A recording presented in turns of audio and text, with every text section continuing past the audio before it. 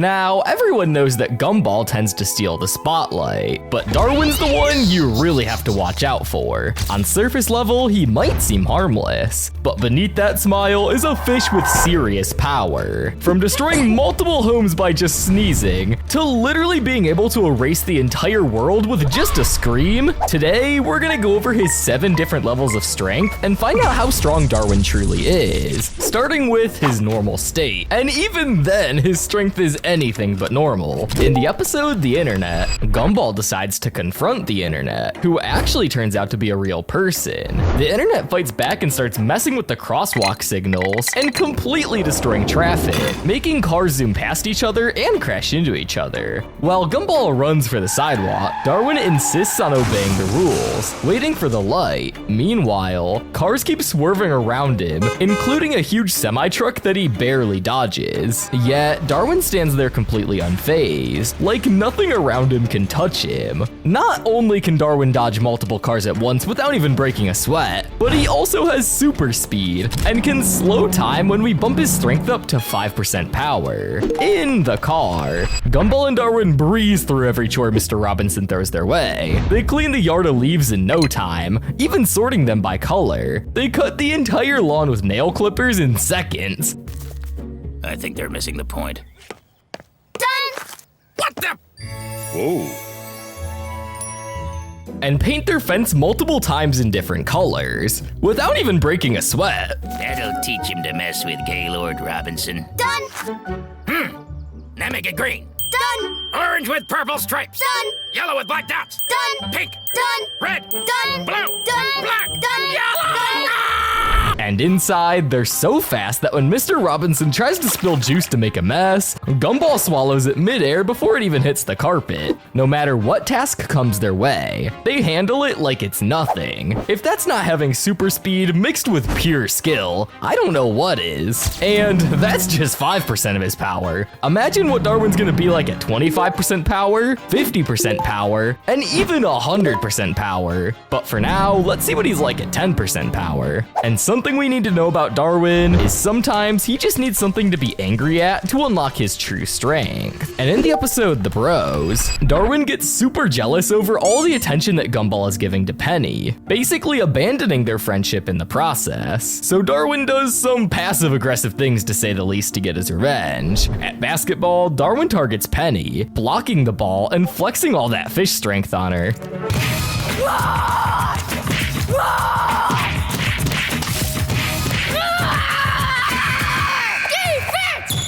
LeBron who? And if you think this was just a one-time show of strength, think again. Because in the remote, when the whole family goes to war over the remote, Darwin holds his own with Nicole and Richard, who we've already shown have incredible strength. But that's not even it, because in the mustache, Gumball and Darwin wish to become men and accidentally get their wish when Richard mixes up their cereal with Male Power 2000 supplements. And as any growing boys, they start to get pimples, grow facial hair, and gain huge muscles. But their new strength isn't just for show. It's powerful enough that Gumball hurls a dodgeball with such force that he blasts Tina straight through a solid wall. That's not normal kid strength. That's superhuman, cartoon-level power capable of flattening anyone in their path. And while it wasn't just Darwin by himself, it shows just how strong Gumball and Darwin can get, even if it was all just from a breakfast mix-up. And as we go from 10% power to 25% power, Darwin gets even stronger and gains even more abilities. In the episode The Word, Darwin goes from the sweet, innocent fish we all know and love to a total loose cannon, not holding back and insulting everyone around him. At first, he just wants to stand up for himself,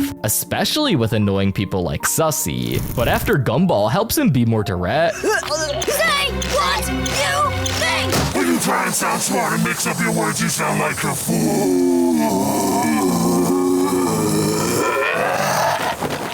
Darwin goes all out on everybody. Even characters like Tina, who Gumball gets beaten up by, Darwin shows no mercy. Then we go into a song, with Darwin looking downright evil as he stands on a pile of skulls, like he's a king surveying his kingdom, while the rest of us are nothing but ants beneath his feet. But after that, Gumball can't let it slide anymore, so he calls Darwin outside to settle things Street Fighter style. At first, it seems like it's all just in their imagination, as others around them just looked at them like they were crazy, until Gumball actually sends Darwin flying and crashing into a wall, which means all the stuff we see, like their powers and fights, isn't just in their imagination, but it's actually their first form towards something way more dangerous. So if it wasn't for Gumball, there's a chance that Darwin could have actually destroyed the city of Elmore, or even the world if he wanted to. But next up, we gotta talk about 50% power. And so far, Darwin has already dodged speeding cars, had super speed, and even defied logic of time itself. Yet, that's still just the beginning of how powerful he can really be. And in the countdown, we start to see some of that strength. The episode starts with Gumball and Darwin running late for school, and they only have 6 minutes to get to school or they're gonna be expelled. But then literally from out of nowhere, a countdown appears on screen, and when it gets down to just a few seconds, Gumball crashes into the camera, once again quite literally breaking the fourth wall, but this time it freezes time in Elmore. While everything is paused, they treat their world like their personal playground, messing with people as they're basically untouchable gods. But when they realize the internet and video games don't work in frozen time, they try to restart the clock by spinning the time bar, but all that does is send them to different times in history, from a messed up future where Earth looks like a disaster, to the Big Bang, to even what seems like prophets about to be sacrificed. So yeah, that's already 3 times now where Darwin has broken the fourth wall, changing existence as we know it. But now we finally hit 69% power. Nice. Where we see one of Darwin's most powerful abilities, sneezing. No, I'm not joking. In the episode The Allergy, Darwin starts sneezing like crazy at school. His sneezes get stronger and more destructive, causing chaos everywhere, even leading to his suspension for being a danger to others. Anais figures out that Darwin's sneezing might be being caused by stupidity, since he's been hanging out with Gumball all day, and we know how dumb Gumball can be sometimes, so that wouldn't exactly be a surprise. However, as they try to deal with the situation, Darwin's sneezes just get even worse, destroying multiple homes at once, sending objects and Banana Joe's family flying, with them landing all the way in what seems like China.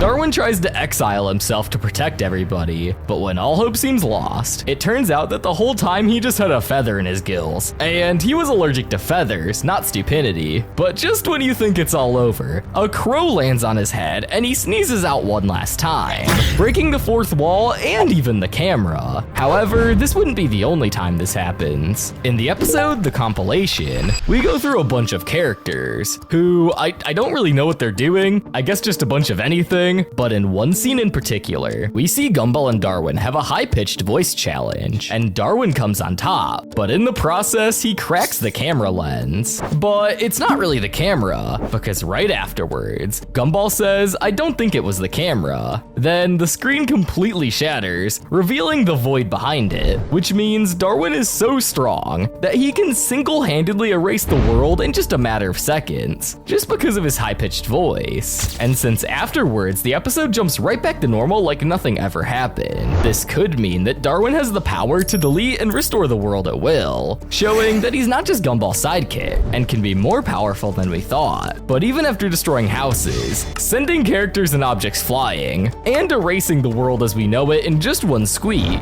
Darwin's chaos is far from over. In the Inquisition, we get introduced to Superintendent Evil, who doesn't like anything about the cartoon world, and one by one, he turns every character into animated humans, and then eventually actual humans. So Gumball and Darwin try to escape, and in the only way they know how, by using cartoon logic. When Darwin specifically clones himself, as he goes out of one locker to another, as well as squish and stretch his body thin enough to squeeze right through a vent, something Gumball couldn't do before, which shows that over time, Darwin has slowly learned how powerful he really is, pulling off things that Gumball couldn't even can do. Not just because he's one of the main characters, but also he lives in a cartoon world where anything is possible, making Darwin easily one of the strongest characters in the series. But now, let's turn it up a notch and try to see what Darwin's true strength would be like at 100% power. And you might be thinking that we've already seen Darwin at his strongest, going from a kind of gentle fish to almost destroying the entire world with just his voice. So what could possibly top that? Well, it turns out it's actually far simpler than you'd think. Love. Now, you might think I'm crazy, but honestly, something as simple as Gumball and Darwin's connection is what actually makes them so unstoppable. And that kind of love is the strongest power there is. In both the Origins Part 1 and 2, we see how Gumball and Darwin started out as kids. Darwin begins as just a regular goldfish, but his love for Gumball is so strong that despite the odds, he literally evolves, growing legs and lungs to become a true part of the Watterson family, all just to stick by Gumball's side.